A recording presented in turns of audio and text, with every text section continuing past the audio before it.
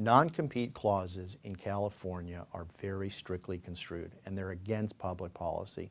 California really favors the right for an employee to have a job and do work. And in fact, as people know, in the employment space, for instance, they know in California that the law is skewed towards the employee.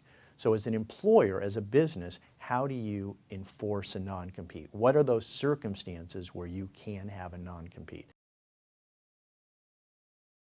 If you are an actor or a scientist or a super movie star who's very unique, in that situation, you can sign a non-compete that's enforceable.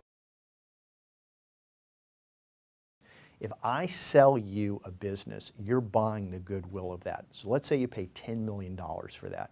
If I'm the owner of that business and I can walk out the door after you've given me a check for $10 million and go to a competitor, I can destroy the goodwill that you just bought.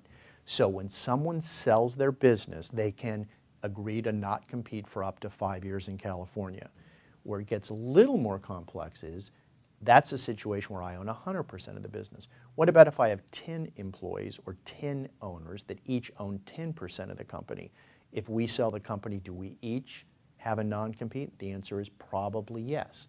When you start going down from there and you own stock in Apple Computer and you have less than 0.1%, no. You sell the equity in Apple Computer, you're not going to be subject to a non-compete.